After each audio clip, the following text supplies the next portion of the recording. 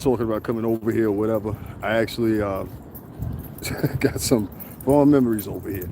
So anyway, I wanted to bring you guys up here, and I'm gonna turn this camera around in a minute. But where I'm at today is actually called Seneca Village, and I know a lot of you guys. You hear these guys that are vloggers, and they sit there and they talk about it. They use it in the diatribes on the YouTube pages and everything like that, but they never actually go there. That's the funny thing.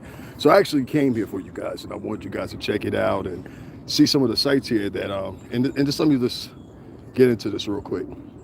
Seneca Village, this whole area right here, was actually at one time divided into plots, if the story goes right.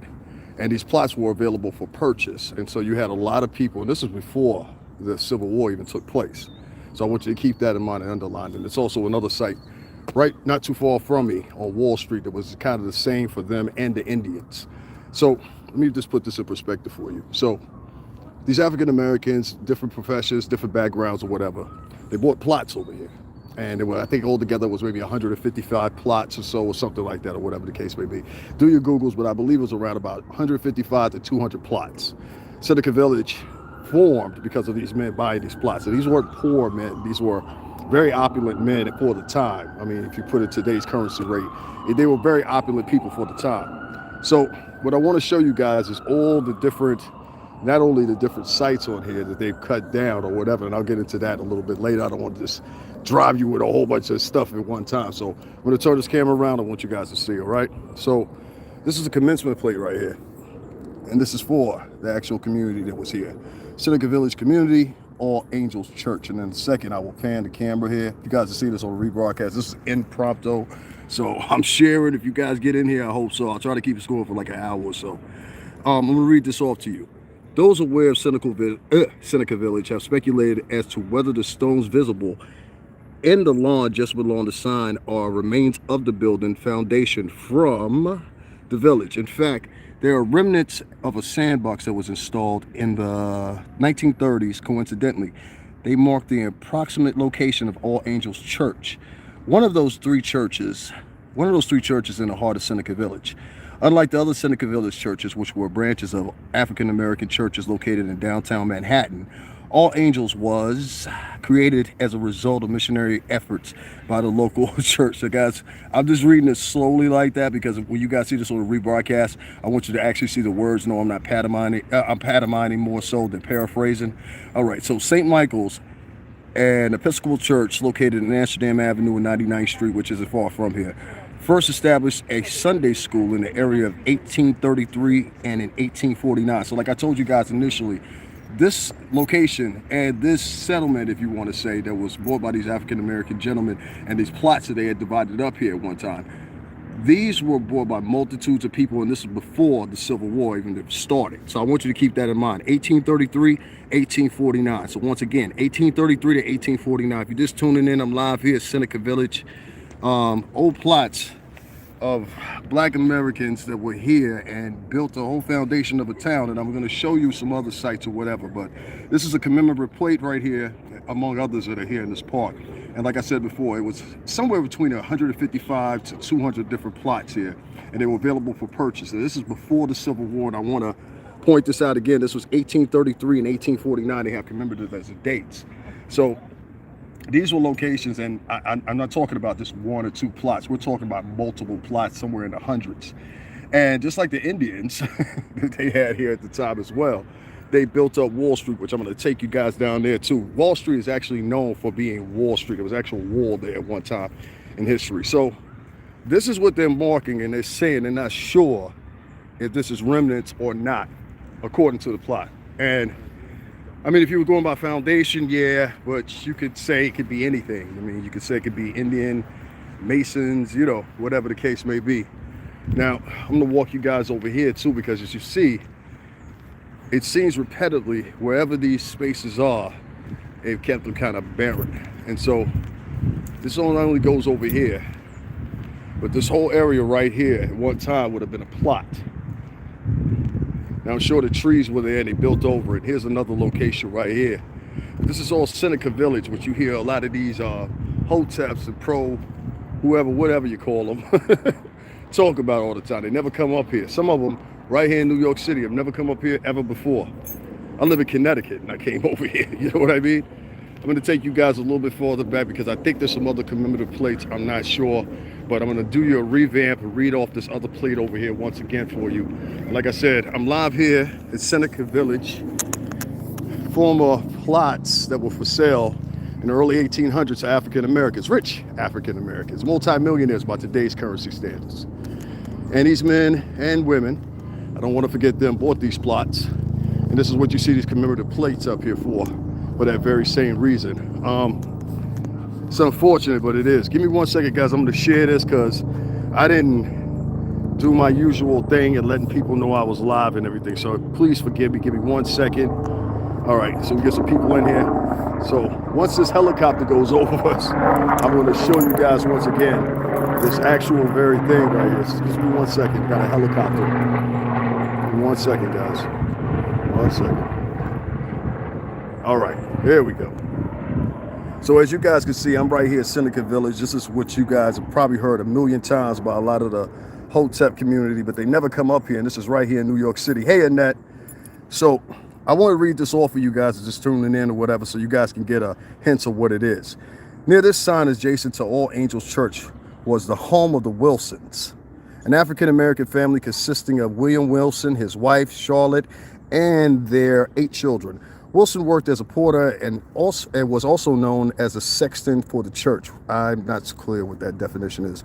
Responsible for maintaining the building and the yard. Archaeological investigations conducted at the site of Williams' house in 2011 uncovered numerous artifacts. Allow researchers remnants in both domestic objects. I'm trying to keep the words in there, so guys, don't think I'm stumbling on my words. I just want you guys to see the words as I'm saying it. So I'm moving from left to right. Domestic objects and architectural features. These artifacts allow researchers to imagine the lives of the Wilsons and contribute to their understanding of Seneca Village and Wiley middle-class community. Now, I want to emphasize that middle class for the time, in the era and period. This is before, and I want to put in mind one more time, this is before the Civil War even happened. A large number of these artifacts were discovered within the burial ruins of the Wilsons' house, in part because it was how it was demolished. These clearings for land part removed all above ground structures, altered recycling the wood. In case the Wilson house, they appear to have collapsed from the rest of the building. So that means it separately, you know what I mean? Separated itself, I guess you could say, or whatever the case may be. So where I'm standing at right now would be the foundation for this. And as you can see right here, these archaeologists, I'm guessing to some degree, they came in here and they evacuated the whole area. So that's what you're seeing right there. So when they came in to excavate, they must have just kind of had like and I know this from being in, you know, from the shipping container homes and all that stuff. You have a way of, when you're looking at old remnants and stuff like that, you have a way of seeing where the foundation, basically what it was, because you're always going to have a structure that had some type of foundation, meaning it had to be built over top of something. Even with my shipping container homes, I have to have some type of pivot or whatever so they don't slide, so they don't move. They will move, put under the right conditions. So you have to make sure of that. So I'm going to show you guys this real quick. So once again, let's give you a quick refresher. This whole area right here, and among 155 plots that probably extended all the way over there, and I'm imagining over there too, because there's some more commemorative plates down there. This all used to be part of something called Seneca Village, and it's not just one of them, there's several sites. And they were selling these plots, let me turn this back around. They were selling these plots for different amounts of money or whatever, and numerous African-American families that came in and they bought these homes. Many of them escaped from the South, many of them, you know, different variable reasons. Some of them were raised right here in New York. And so what happened was, these plots at some time or another, and this is before the Civil War, one of the places I'm about to read you guys in a second, I believe the dates are 1839 and 1843, if I stand correct. And so these are all things that took place before the Civil War, whatever the case may be. And I'm just going to show you guys a little bit more. So right here, as I'm standing where you see this brick foundation, this was supposed to be in regards to a church, and the excavators that they had come in, and like I said, this was all an African-American village, and through eminent domain, which they use in Connecticut, I saw a whole neighborhood by New London, Connecticut, and it was a part of a Jesus Christ, not the Civil War, the American Revolution or something like that. The town goes back to 1639 or something like that, right? And so this whole neighborhood, they knocked it down based off of eminent domain. So you can sell your house or don't sell your house, it don't matter. You're getting out sooner or later. You know what I mean? If it's by pressure or whatever, especially when you're the only house left on the block. So that's exactly what happened. There was 2 or 3 people that held out, and eventually they, gave way. And you had a Pfizer's facility built there, a research facility. They only stayed there in New London for 10 years and left after the tax exemption ran out. So a little interesting fact about eminent domain. But this whole site right here eventually was knocked down for the purpose of building Central Park. That's the whole point of this. And right there where you see that woman walking, that would have been a lot. That would have been a lot. All these individual lots before they became Central Park, they were for that very reason. I'm going to walk you guys over to this other plaque right here if you're just tuning in. Let you guys see that. And then I'm going to walk a little bit further back before it starts raining, because we got rain in the weather today. So right here is All Angels Church. So this is another one that was adjacent to it. Those aware of Seneca Village have speculated as to whether the stones visible in the lawn, I'm moving from left to right, guys, so if I sound like a tard right now, in the lawn just beyond the sign of remains of the building foundation from the village. In fact, they are remnants of the sandbox, which was installed in 1930s. Coincidentally, the mark of the approximate location of All Angels Church, one of the 3 churches in the heart of Seneca Village. Unlike the other Seneca Village churches, which were branches of African-American churches located in downtown Manhattan, All Angels was created for the result of missionary efforts by the local church, St. Michael's, an Episcopal church located on Amsterdam Avenue and 99th Street. It's still there, too. First established as a Sunday school area in 1833 and 1849, built the church and served the community. Both African-Americans and European immigrants attended services and were baptized, married, and buried by the church. And here's the church right here. So they're saying this is the foundation of the church, I'm believing, somewhere around this or whatever. So guys, if you see this on a rebroadcast, which most of y'all will, you'll understand that. I can't believe, I'm going to share this again, because you know what, Annette, if you're still there, I can't believe that more people don't want to see this. I mean, these guys use this, and that's why I say there's so much confusion. David, thanks for the history lesson, because they're not teaching this in school. Well, the shame about it is a lot of these vloggers that use this site in their conversations online and here on YouTube, the problem is they don't get into depth about it. A lot of these guys, they live right here in New York City, tri-state. I live in Connecticut. You understand what I'm saying? So it's like, if you can't come down here for 10 minutes and you live local here, what sort of purpose are you? So I'm going to guys walking over here, and this is another block right here, and this is also part of Seneca Village. So you guys are just tuning in. At one time, this whole area right here was a whole bunch of plots. It was somewhere between 200 and something, 155, 200 plots or whatever. Here's another commemorative plaque for it. And as you guys can see, Seneca Village Community. And I'm going to read this off to you guys. The Kiosk Marsh Center of Seneca Village, a predominantly African-American community that existed between 1825 and 1857. So once again, like I told you guys, this was before the Civil War.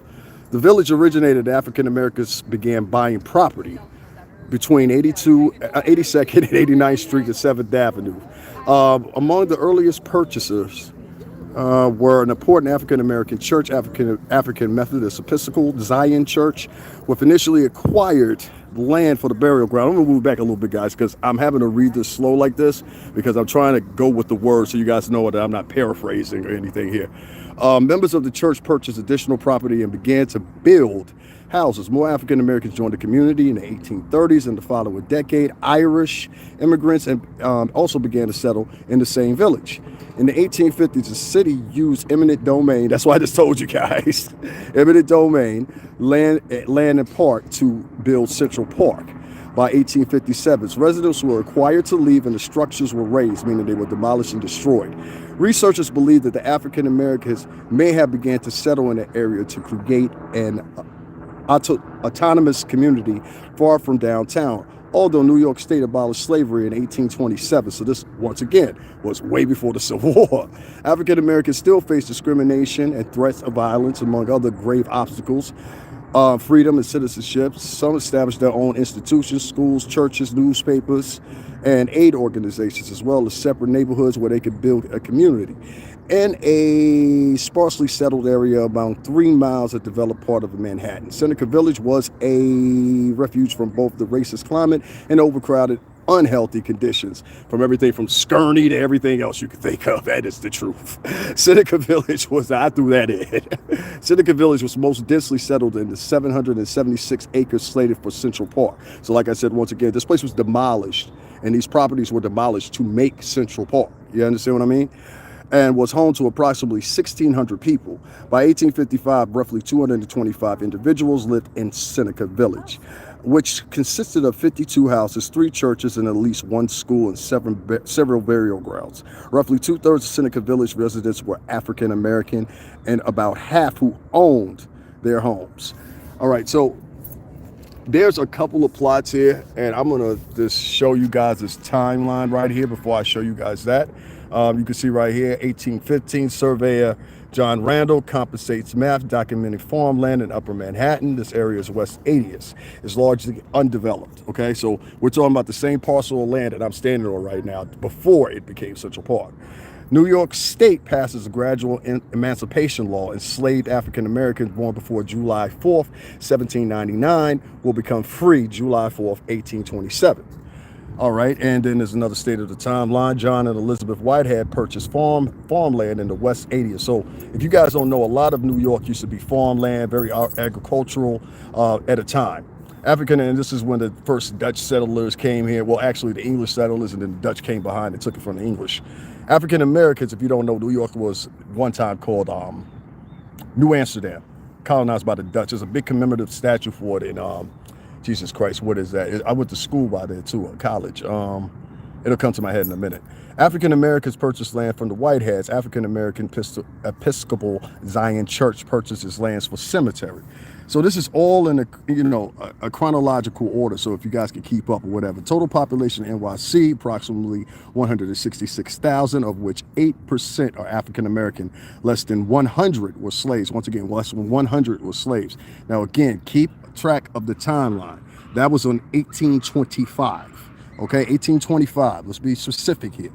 Abolition of slavery in New York State on July 4, first African American newspaper, Freedom's Journal, published in New York City. Then as we go here, this is 1830, 86th Street and 8th Avenue are used as a through area, meaning they would close the area off you walk through there. All right. Cholera. Now, this is what I was telling you about. Cholera outbreak in NYC, 3,500 died and 80,000 flee the city. Okay, and I will go into that in a minute too, because same thing happened with the pandemic. St. Michael's Church established a Sunday school in Seneca Village. Then we move on over here to 1838. Planning begins on the Croton Aqueduct, NYC's first water supply system, and on and on and on. And I don't see anything here else that's really worthwhile talking about, but I'm just going to walk you guys around and just give you an imagery of what this place was. And I think there's another lot right here because I see a plot, but this is Seneca Village, guys. A lot of people put this in a diatribe. They talk about it. A lot of these guys live right here in New York City, and it's a shame that none of them come out here and check this out or do it in person, because there's literally commemorative plates all over the place. So you can read the signs, you can check out the signs, you can find out what's going on history-wise like I just did. And actually there's a back portion of that sign too. I'm gonna catch that going back. But once again, let me turn the camera around here. This is Seneca Village, which is really Central Park now. And what I just read to you guys just a few minutes ago was actually a commemorative plate stating how basically this land in 1857 was taken from the citizens of Seneca Village. It was a whole bunch of Irish people, everybody else, but mostly African-American guys. They were buying plots. There was somewhere between 155 and 200 so plus plots. And so this landowner, he was selling it. He was a farmer, really. And he sold these plots to these African-Americans and later on Irish people who, they lived together right here in this village. Irish and African-Americans, they were at that time immigrants. And so this whole area right here, as you can see with the commemorative plates and everything else, this whole area that you're seeing right now used to actually be plots which between African Americans and Irish, they lived right here. And what happened was eminent domain took effect by the city of New York, and they decided to make this into what you now see as Central Park. And there's more than enough evidence to validate all that because there's commemorative plates up here to say such, including structure sites, which I just showed you. I'll show you guys again.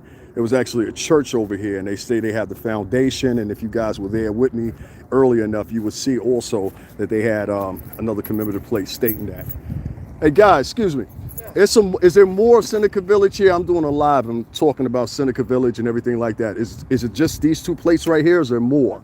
I think it's these two places. I mean, you check out the border and see. Yeah. I did all that. Now I'm over here. Yeah. It's all about from here to right around. I think. Right, because I know it was like 150 something plots. So that's why I was like, okay, let me see. They're right here and go It's around. just like probably this area right here. This left-hand area. Seneca, yeah. Got you guys. Thank you. No problem.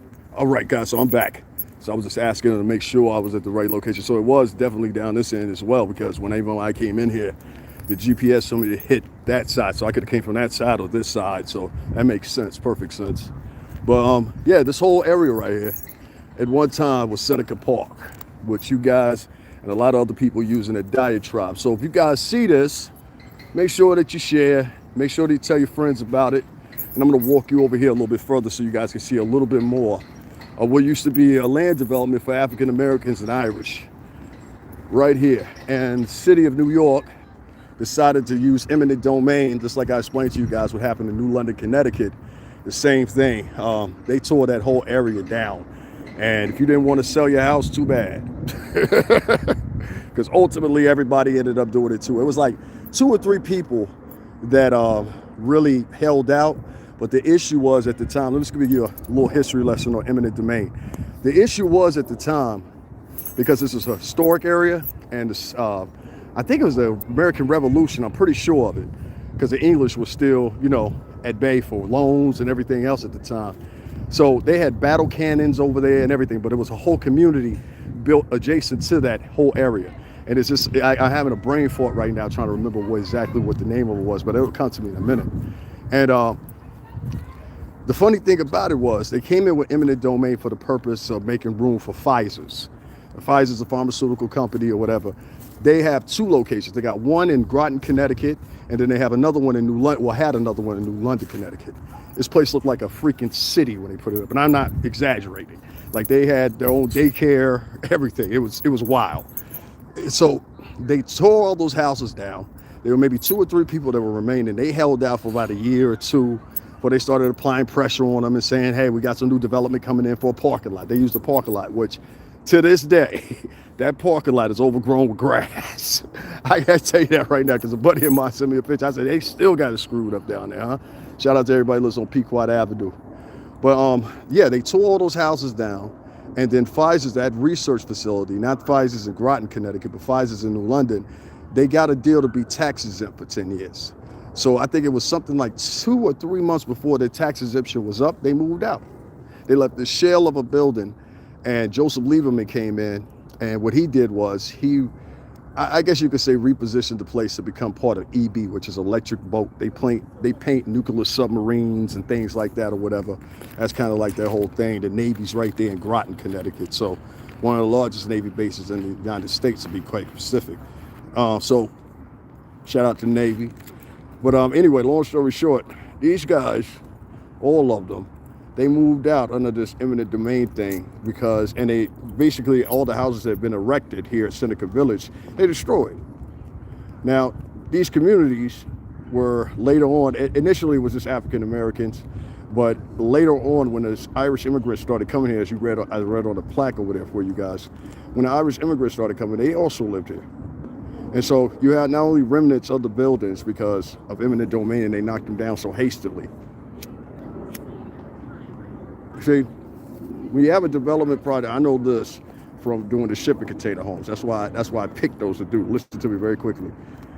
For me to erect one of those shipping container homes, I could do it in probably under, 4 days. That's including installation, everything else or whatever, right?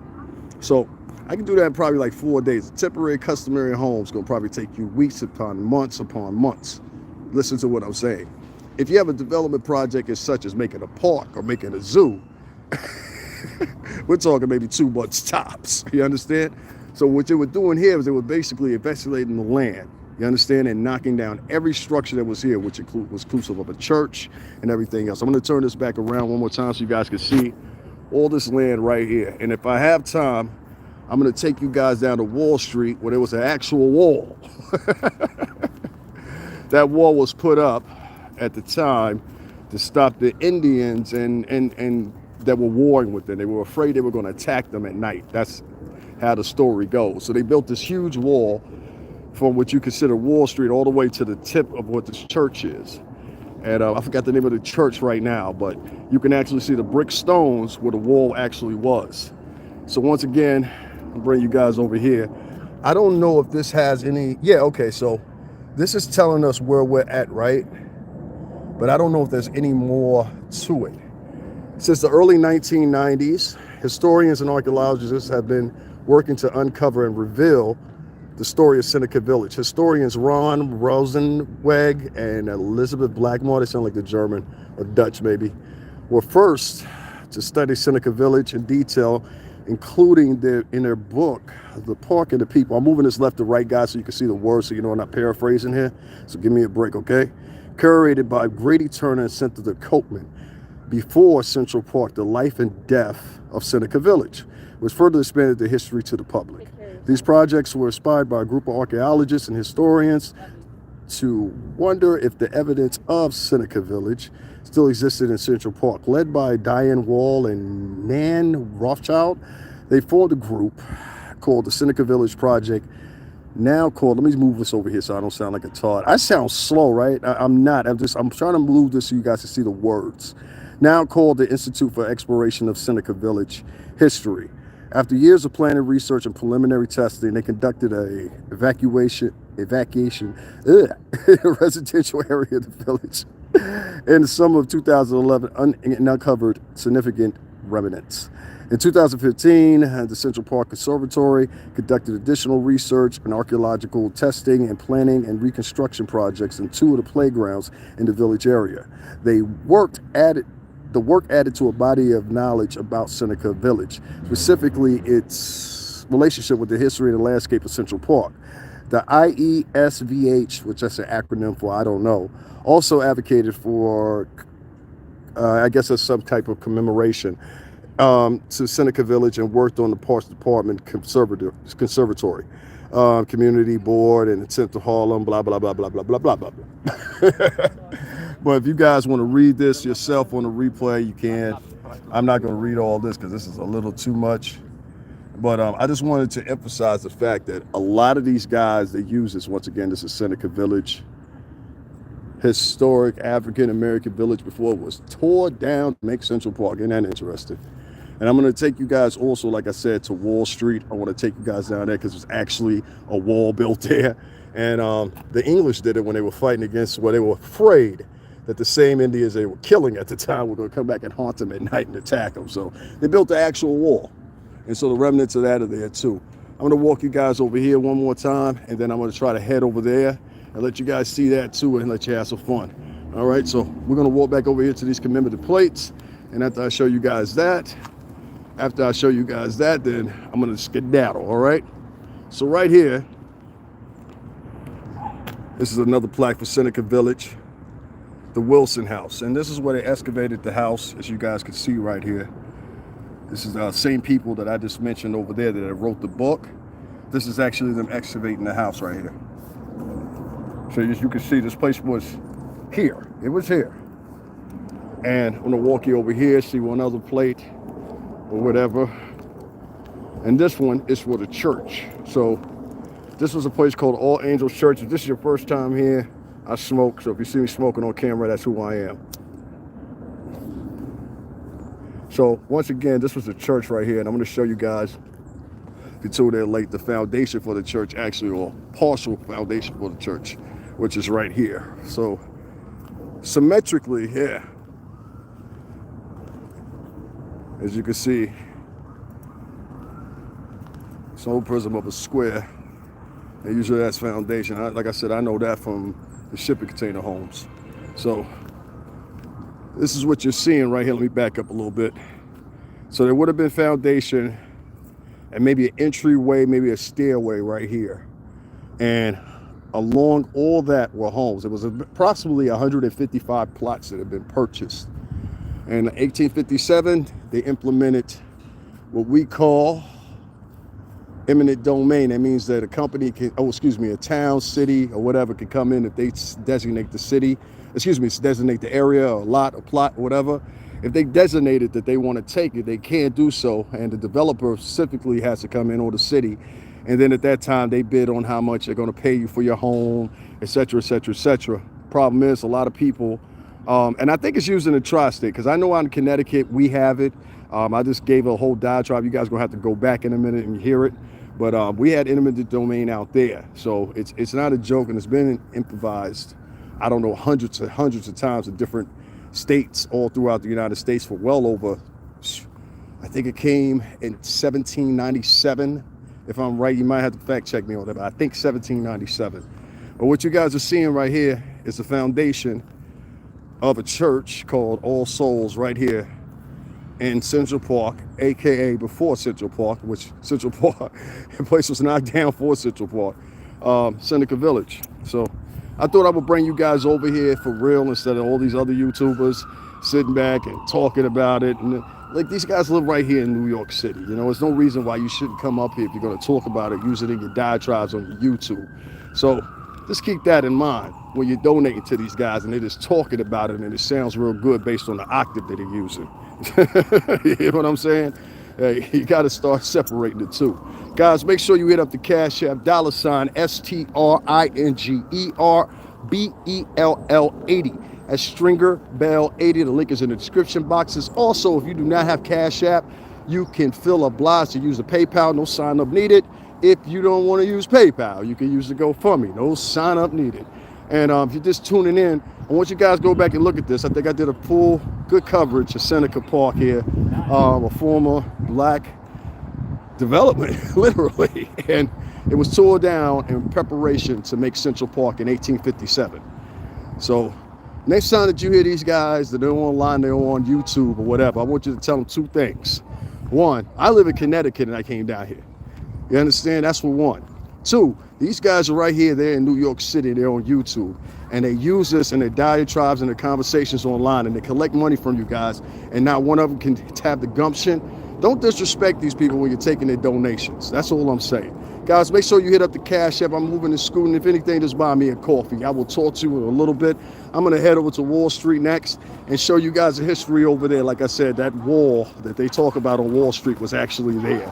So I'm going to take you guys over there. And that wall, it was built from, and I have to show you guys in full when I get over there, because recollecting it right now is like, it's not enough. But from one end to the church, there was an actual wall built there. Thank you, Annette. She said, great job, Davin. This was interesting for me since I love history. Yeah, and that's why I said I'm going to do something special for you. I'm not going to, you know what I mean? It's for everybody. I'm just ashamed that there's not more people here checking out the story. This is part of your story. And it's just a shame that if I'm talking about or gossiping about somebody, everybody's here. You know what I mean? Thousands of views, right? But that's okay. I know I did it, you know? Wall Street actually was built up, and it stretched all the way almost down to a church. I forgot what the name of that church was, but this was Episcopal Church as well. And this wall was built because the English were literally killing the Indian population. And they were afraid, actually, and this is, I've documented this like 3 or 4 times now, that they were afraid they were going to attack them at night. And so if they attacked them at night, you know, be surprised and probably they could take, you know, a couple people out. So that was the main thing about that or whatever. So I'm going to take you guys down there, let you guys see Wall Street and see the remnants of the actual wall that was there on Wall Street that many people miss or think it's, or not, let's say they're not familiar with the history is on Wall Street. So, you know, most people would walk past and they would be like, well, what are these bricks right here, whatever. They're remnants of a wall that was actually built on Wall Street at one time here. So, guys, once again, signing out from Seneca Village, one of the first villages here, full with African Americans and Irish. And there's commemorative plaques up here to say it and full it or whatever, so I don't have to argue with anyone. But what we're doing is, I wanted to take you guys on the history stop because in 1857, eminent domain came into place. And they took and knocked this place down. And all those African-American families that have bought these plots, somewhere around 155 to 200 or something. You guys have to do the research, but it's there. They were knocked down and demolished to make way for what you now know as Central Park. So, a little real brief for history. All right, guys, I'm out of here. Let me skedaddle while it's still daytime, and I will talk to you guys probably like 30 minutes, all right? Make sure you hit up the Cash App. Once again, $STRINGERBELL80. Also, if you don't have Cash App, don't want to download Cash App, make sure you hit up the PayPal. If you don't want to hit up the PayPal, make sure you hit up the GoFundMe. Neither of those two need sign up. So I know a lot of people are like, I don't want to sign up for another app. You don't have to sign up. Just use the PayPal. Just enter in your card information. I'm pretty sure you're protected through those guys. You know what I mean? And shout out to Google for laying off 12,000 people. Jesus Christ. You know what I mean? Anyway, I'll talk to you guys in a minute.